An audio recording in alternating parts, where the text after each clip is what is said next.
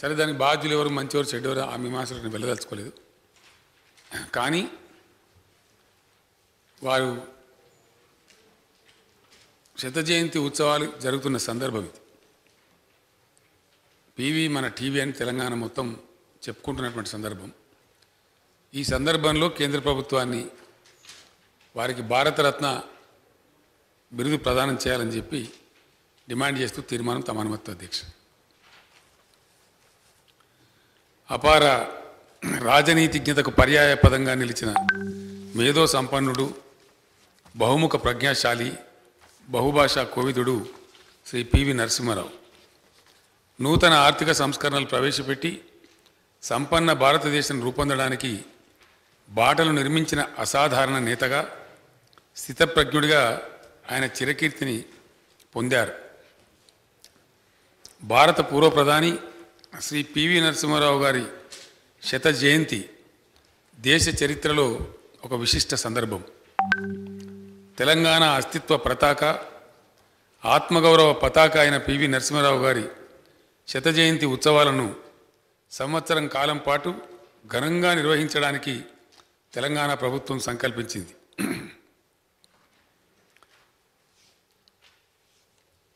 20వ సంవత్సరం జూన్ 28వ తేదీన పివి జ్ఞానభూమిలో ఘనంగా ప్రారంభోత్సవాన్ని నిర్వహించింది. ఈ శత జయంతి ఉత్సవాల నిర్వహణ ద్వారా పివి నరసింహారావు గారు దేశానికి చేసిన సేవలను ప్రజలందరూ ఉజ్వలంగా స్మరించుకునేలా చేయాలని తెలంగాణ ప్రభుత్వం ఆశిస్తున్నది. ఈరోజు ప్రపంచంలో అత్యంత వేగంగా అభివృద్ధి చెందుతున్న దేశాలలో ఒకటిగా భారతదేశం నిలవడానికి, ప్రపంచంలో అతిపెద్ద ఆర్థిక వ్యవస్థలలో ఒకటిగా భారతదేశం పురోగమించడానికి మూల కారకుడు శ్రీ పివి నరసింహారావు. దేశ ప్రధాని పదవిని అధిష్ఠించిన మొట్టమొదటి దక్షిణ భారతీయుడిగా, తెలంగాణ ముద్దుబిడ్డడిగా చరిత్ర సృష్టించిన ఘనుడు శ్రీ పివి నరసింహారావు. అందుకే ఇది పివి మన టీవీ అని తెలంగాణ సగర్వంగా చాటుకుంటున్న సందర్భం. ఆధునిక భారతదేశ చరిత్రను మలుపు తిప్పిన నాయకులు ఇద్దరు అధ్యక్ష. ఒకరు స్వాతంత్రానంతర తొలి రోజులలో నవీన భారత నిర్మాత, మోడర్న్ ఇండియా బిల్డర్ కింద శ్రీ జవహర్లాల్ నెహ్రూ గారు, రెండవ వారు గ్లోబల్ ఇండియా నిర్మాతగా శ్రీ పివి నరసింహారావు గారు చరిత్రలో ప్రసిద్ధిగాంచిన విషయం అందరికీ తెలుసు అధ్యక్ష. పివి నరసింహారావు ప్రధానిగా బాధ్యతలు స్వీకరించిన సమయంలో దేశం సమస్యల సుడిగుండంలో చిక్కి సతమతమవుతున్నది. దేశ ఆర్థిక పరిస్థితి అధోగతిలో ఉంది. సోవియట్ అమెరికాల నడుమ ప్రచ్ఛన్న యుద్ధం ముగిసి అమెరికా కేంద్రంగా ఏకధ్రువ ప్రపంచం ఏర్పడుతున్న సంధికాలంలో అంతర్జాతీయంగా అనేక మార్పులు చోటు చేసుకుంటూ ఉన్నాయి. కాలానుగుణంగా, పరిణామశీలంగా ఆర్థిక దృక్పథంలో మార్పులు తేవాల్సిన ప్రత్యేక పరిస్థితుల నడుమ దేశం నిలబడి ఉన్నది. ఇంకో దిక్కు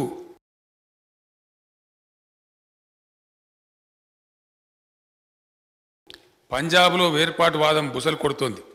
కాశ్మీర్లో ఉగ్రవాదులు మారణహోమం కొనసాగిస్తున్నారు. వీటన్నిటితో పాటు మైనార్టీలో ఉన్న ప్రభుత్వానికి సారథ్యం వహిస్తూ రాజకీయ స్థిరత్వాన్ని నెలకొల్పాలి. కాలం విసిరిన ఇన్ని సవాళ్ల నడుమ తనదైన దార్శనికతతో ధైర్యంగా ముందడుగు వేశారు శ్రీ పివి నరసింహారావు గారు.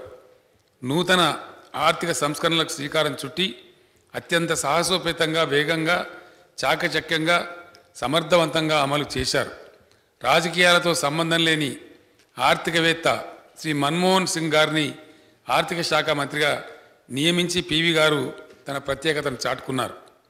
సరళీకృత విధానాలతో దేశ ఆర్థిక వ్యవస్థ గమనాన్నే మార్చివేశారు. లైసెన్స్ పర్మిట్ రాజును అంతం చేశారు. దేశాభివృద్ధిలో ప్రైవేట్ రంగం భాగస్వామ్యాన్ని పెంచారు. కూపస్థ మండూకంలా మారిన దేశ ఆర్థిక వ్యవస్థను ప్రపంచ ఆర్థిక వ్యవస్థతో అనుసంధానం చేశారు. అభివృద్ధి రేటు 0 అవుతున్న విపత్కర పరిస్థితి నుంచి దేశాన్ని బయటపడవేసి ఆర్థిక వ్యవస్థను పట్టాలెక్కించి పరుగులు తీయించారు. నేడు భారతీయ మేధావులు విదేశాలలో ఉన్నతోద్యోగాలు చేస్తున్నారన్నా, దేశానికి విదేశీ మారక ద్రవ్య నిల్వలు పెద్ద ఎత్తున సమకూరాయన్నా, ఈనాడు దేశానికి ప్రపంచం నలుమూలల నుంచి పెట్టుబడులు తరలివస్తున్నాయన్నా, స్వదేశీ కంపెనీలు విదేశీ కంపెనీలను కొనే స్థాయికి ఎదిగాయన్నా, ప్రభుత్వ రంగ సంస్థలలో సైతం పోటీతత్వం పెరిగిందన్నా, ప్రైవేటు రంగంలో ఉపాధి పెరిగిందన్నా, సగటు భారతీయుని జీవనశైలి ఎంతో మారిందన్నా, వీటన్నిటి వెనక పివి నరసింహారావు గారి దార్శనికత ఉంది. ఇది అందరూ ఒప్పుకొని తీరాల్సిన సత్యం. శ్రీ పివి నరసింహారావు గారు సంస్కరణలు అనే వృక్షాలను నాటితే ఈనాడు మనం వాటి ఫలితాలను అనుభవిస్తూ ఉన్నాం. అందుకే ఆయన నూతన ఆర్థిక విధాత, గ్లోబల్ ఇండియాకు రూపశిల్పి. భారత విదేశాంగ విధానంలో మేలి మలుపులు శ్రీ పివి దౌత్యనీతి ఫలితమే. అంతవరకు సోవియట్ యూనియన్తో మాత్రమే సంబంధాలు కలిగిన భారత్ను ఒకే ఒక అగ్రరాజ్యమైన అమెరికాకు మిత్రదేశంగా మార్చిన ఘనత పివిదే. భారత్కు వ్యతిరేకంగా పాకిస్తాన్కు అనుకూలంగా ఉండిన నాటి అమెరికా అధ్యక్షుడు క్లింటన్ను సుముఖం చేసింది పివి గారి వ్యూహమే. లుక్ ఈస్ట్ పాలసీ ప్రవేశపెట్టి సింగపూర్, మలేషియా, ఇండోనేషియా వంటి ఏషియన్ టైగర్స్కి భారత్ని చేరువ చేసి వ్యాపార అభివృద్ధికి దోహదం చేసింది శ్రీ పివి గారి దూరదృష్టి. ఇప్పుడు ఆ విధానాన్నే యాక్ట్ ఈస్ట్ పాలసీగా కొనసాగిస్తున్నారు. చైనాతో సరిహద్దు సమస్యను పక్కన పెట్టి వాణిజ్య సంబంధాలు పెంపొందించుకోవాలని ప్రతిపాదించి బీజింగ్ వెళ్ళి ఒప్పందం కుదుర్చుకొని వచ్చింది శ్రీ పివి నరసింహారావు గారే. దాదాపు 3 దశాబ్దాలు భారత్ చైనా సరిహద్దు ప్రశాంతంగా ఉండటానికి పివి గారి దౌత్యమే కారణం. రెండో అణుపరీక్షకి రంగం సిద్ధం చేసిన దక్షత కూడా పివి గారికే చెందుతుంది. ఉగ్రవాదుల పీచమర్చడంలో సమర్థవంతుడైన పోలీస్ అధికారిగా పేరు తెచ్చుకున్న కేపీఎస్ గిల్కు సంపూర్ణ మద్దతు, వ్యూహాత్మకమైన తోడ్పాటు అందించడం ద్వారా పంజాబ్లో శాంతిని పునరుద్ధరించారు. కేఆర్ వేణుగోపాల్ వంటి సమర్థులైన అధికారుల సహకారంతో కశ్మీర్లో శాంతి నెలకొల్పగలిగారు. పివి గారు భూస్వామ్య కుటుంబంలో పుట్టారు. కానీ ఆయనే భూ సంస్కరణలకు నాంది పలికారు. దేశంలో భూ సంస్కరణలను అత్యంత నిజాయితీగా అమలు చేసిన ముఖ్యమంత్రి ఆయన. 1972లో భూ సంస్కరణల చట్టం చేశారు. భూస్వామ్య వర్గం కన్నెర్ర చేసినా లెక్క చేయలేదు. భూ గరిష్ట పరిమితి దాటిన వారు భూములు ప్రభుత్వానికి అప్పజెప్పాలనే విధానాన్ని రూపొందించారు. భూ సంస్కరణల స్ఫూర్తికి తనే ఆదర్శంగా నిలవాలని తన స్వంత భూమి 800 ఎకరాలు ప్రభుత్వానికి స్వాధీనం చేశారు. ఆ భూమిని 479 మంది లబ్ధిదారులకు అందేలా చూశారు. పివి చలువ వల్లనే తెలంగాణలో పేదవాళ్లకు భూమి లభించింది. 93% పైబడి చిన్న కమతాలున్న రైతుల వ్యవసాయ వ్యవస్థ పివి గారి నేతృత్వంలో జరిగిన భూ సంస్కరణల కారణంగానే ఏర్పడ్డది. భూ సంస్కరణలను చిత్తశుద్ధితో అమలు చేసినందుకు, ముల్కీ రూల్స్ను సమర్థించినందుకు తదనంతరం ఆయనను ముఖ్యమంత్రి పదవి నుంచి తప్పించారు. అయినా శ్రీ పివి నరసింహారావు గారు చలించలేదు. తన నిబద్ధతను ఏనాడు కోల్పోలేదు. రాష్ట్ర మంత్రిగాను, కేంద్ర మంత్రిగాను ఏ శాఖ నిర్వహించినా అందులో సంస్కరణలు ప్రవేశపెట్టిన సృజనశీలి, నిత్య సంస్కరణాభిలాషి శ్రీ పివి నరసింహారావు గారు. అనన్య సామాన్యమైన మేధో సంపత్తి, సామాజిక సమస్యల పట్ల లోతైన అవగాహన ఉన్న పివి గారు వివిధ శాఖలలో అనేక అభివృద్ధికరమైన సంస్కరణలు ప్రవేశపెట్టారు. రాష్ట్ర విద్యామంత్రిగా గురుకుల పాఠశాలలు ప్రారంభించారు. కేంద్రంలో మానవ వనరుల శాఖ మంత్రిగా నవోదయ పాఠశాలలు నెలకొల్పారు. ఈ విద్యాలయాలు గ్రామీణ విద్యార్థులకు నేటికై ఉచితంగా ఉన్నత ప్రమాణాల విద్యను అందిస్తూ ఉన్నాయి. ఈ విద్యాలయాల్లో శిక్షణ పొందిన వారెందరో ఉన్నత స్థాయి పదవులు పొందారు, ఉన్నత ఉద్యోగాల్లో రాణించారు, నేటికి రాణిస్తూ ఉన్నారు. 7 నుండి 10వ తరగతి వరకు మధ్యన ఉండే తరగతులలో డిటెన్షన్ పద్ధతిని రద్దు చేశారు. పిల్లలు జీతగాళ్లుగా, బాల కార్మికులుగా, డ్రాప్ అవుట్స్గా మిగిలిపోతున్నారనే ఉద్దేశంతో మానవీయ కోణంలో ఆలోచించి ఆయన ఈ సంస్కరణలు చేశారు. అన్ని కోర్సుల అకాడమిక్ పుస్తకాలన్నీ తెలుగులో లభించాలనే ఉద్దేశంతో తెలుగు అకాడమీని నెలకొల్పారు. జైళ్ల మంత్రిగా బహిరంగ జైళ్ల విధానం ప్రవేశపెట్టారు. శిక్షార్హులలో, ఖైదీలలో పరివర్తనకు ఓపెన్ జైలు ఉపయోగపడతాని విశ్వసించిన మానవీయ మూర్తి శ్రీ పివి నరసింహారావు గారు విదేశాంగ మంత్రిగా ఇజ్రాయెల్ను గుర్తించి ఆ దేశంతో ప్రప్రథమంగా దౌత్య సంబంధాలు నెలకొల్పారు. దేశీయాంగ మంత్రిగా, రక్షణ మంత్రిగా విధానపరంగా అనేక కొత్త పుంతలు తొక్కారు. అధ్యక్ష, పివి గారి వ్యక్తిత్వం ఒక సహస్రదళ పద్మం. అనేక కోణాలున్న సమున్నత వ్యక్తిత్వం. పివి బహుభాషా కోవిదుడు, మహోన్నత సాహిత్యవేత్త. బాలగంగాధర్ తిలక్, పండిత గోవింద వల్లం పంత్, కెఎం మున్షి, జవహర్లాల్ నెహ్రూ వంటి వారి సరసన లెక్కించదగిన అఖండమైన పాండిత్యం ఉన్నవాడు. తెలుగు, సంస్కృతం, మరాఠీ, కన్నడం, ఉర్దూ, పర్షియన్ మొదలైన భారతీయ భాషలతో పాటు ఇంగ్లీషు, ఫ్రెంచ్ వంటి విదేశీ భాషలలో కూడా అనర్గళంగా ప్రసంగించగలిగిన మహాపండితుడు. రాజకీయాలలో మునిగి తేలుతూనే కవి సామ్రాట్ శ్రీ విశ్వనాథ సత్యనారాయణ గారు రచించిన 1000 పడగలు అనే బృహన్నవలను హిందీ భాషలోకి సహస్ర ఫన్ పేరుతో అనుసృజించారు. అందరూ 1000 పడగల నవలకు పివి గారు చేసింది అనువాదం అనుకుంటారు, కానీ అది అనుసృజన అని స్వయంగా విశ్వనాథ సత్యనారాయణ గారే పేర్కొన్నారు. 1000 పడగల నవల అనేక పాత్రలు, సన్నివేశాలతో ఒక ఇతిహాసం వలె ఉంటుంది. క్లిష్టతరమైన ఈ నవలను పివి అనుసృజన చేసిన తీరు చూస్తే హిందీ నుంచి తెలుగులోకి నేను అనువాదం చేశానా అనేంత గొప్పగా ఉన్నదని విశ్వనాథ సత్యనారాయణ గారు అంతటి వారు అంతగా ప్రశంసించారంటే పివి గారి పాండిత్యం ఎంత గొప్పదో అర్థం చేసుకోవచ్చు. 1000 పడగల నవలను బ్రిటిష్ సామ్రాజ్యవాదం మీద తిరుగుబాటుగా శ్రీ పివి గారు అభివర్ణించారు. అబలా జీవితం అనే మరాఠీ నవలను తెలుగులోకి అనువాదం చేశారు. తెలంగాణ సాయుధ పోరాటంలో తన అనుభవాలకు అక్షర రూపాన్ని ఇస్తూ గుల్లరామవ్వ అనే అత్యద్భుతమైన కథ వారు స్వయంగా రాశారు. ఈ కథలో ఆనాడు తెలంగాణలో రామవ్వ వంటి సామాన్యులు చేసిన త్యాగాలను గొప్పగా చిత్రించారు. ఇంకా ఎన్నో కథలు, పద్యాలు, గేయాలు, నవలికలు రాశారు. ఆయన ఉపన్యాసాలలో భాషా సాహిత్య పరిమళాలు గుబారించేవి. ఆయన అసమాన పాండిత్యం అద్భుత తేజస్సుతో ప్రకాశించేది. విశ్వనాథ సత్యనారాయణ గారికి, డాక్టర్ సి నారాయణ రెడ్డి గారికి జ్ఞానపీఠ పురస్కారాలు లభించడం వెనుక, కాళోజీ నారాయణరావు గారికి పద్మవిభూషణ్ బిరుదు రావడం వెనుక పివి గారి కృషి దాగి ఉంది. మన వాళ్ళ ప్రతిభ జాతీయ స్థాయిలో వెలుగులోకి రావడానికి శ్రీ పివి గారే వారధి అయ్యారు. ఒక చిన్న గ్రామంలో పుట్టి విద్యార్థి దశలోనే నిజాం రాజుకు వ్యతిరేకంగా ఉద్యమం చేసినందుకు విశ్వవిద్యాలయం నుంచి బహిష్కరణ చేసినా కూడా పివి గారు వెరవలేదు.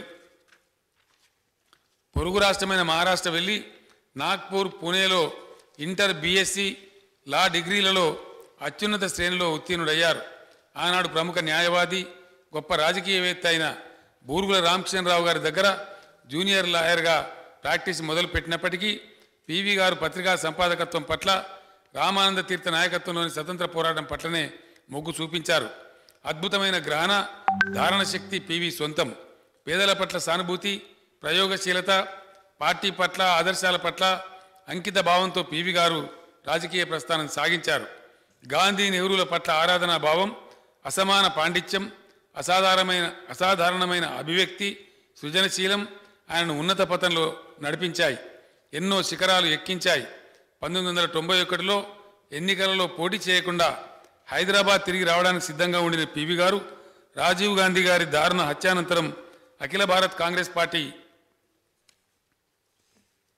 అధ్యక్షులై దేశ ప్రధానిగా సర్వోన్నతమైన పదవిని అధిష్ఠించారు. ప్రధానిగా భారతదేశాన్ని ప్రపంచ పరిణామాలకు అనుగుణంగా తీర్చిదిద్దడంలో అసమానమైన ప్రతిభతో పాటు విమర్శలకు విరమని సాహసాన్ని ప్రదర్శించారు. అటువంటి మహనీయుడికి, తెలంగాణ ముద్దుబిడ్డకు, ప్రపంచ మేధావికి, బహుభాషావేత్తకు, అపర చాణక్యుడికి, ప్రగతిశీలికి, సంపన్న భారత నిర్మాతకు, జాతి రత్నమై బాసిలిన నాయకునికి మరణానంతరం భారతరత్న పురస్కారం ఇచ్చి భారత జాతి తనను తాను గౌరవించుకోవాలి. ఇప్పటికే ఆలస్యం అయింది. పివి శత జయంతి ఉత్సవాలను తెలంగాణ ప్రభుత్వం ప్రపంచవ్యాప్తంగా ఘనంగా నిర్వహిస్తున్న ఈ సందర్భంలో వచ్చే పార్లమెంట్ సమావేశాలలో భారతరత్న బిరుదు ప్రకటించడం సముచితంగా ఉంటుంది.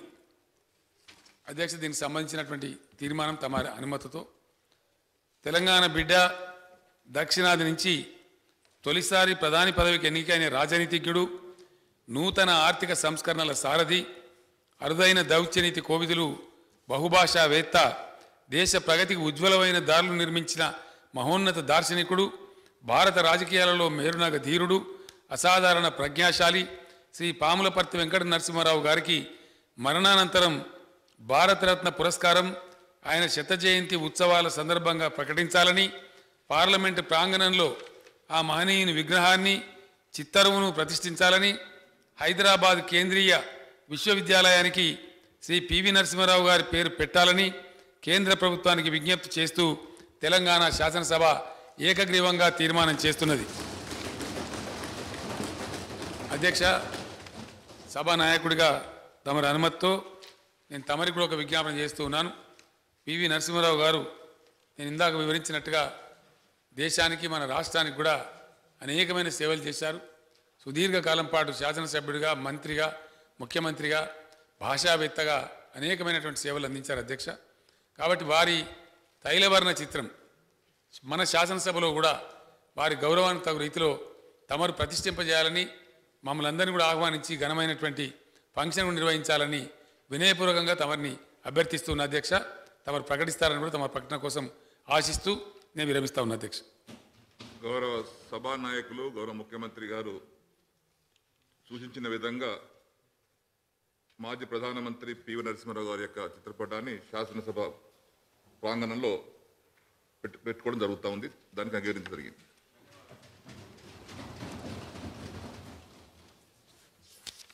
రిజల్యూషన్ మూడ్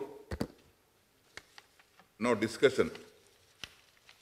గౌరవ సభ్యులకందరికీ ముందుగా నా విజ్ఞప్తి, అన్ని పార్టీల వారికి నా యొక్క సూచన, పార్టీల సంఖ్యల బలం బట్టి సమయాన్ని కేటాయించడం జరిగింది.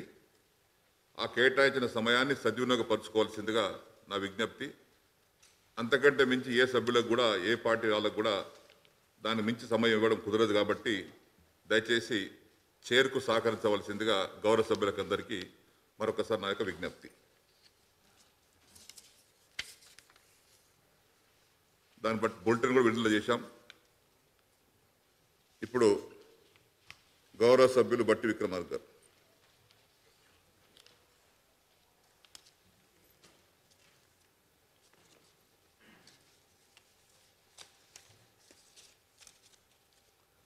అధ్యక్ష, Subscribe us and press the bell icon for more interesting updates.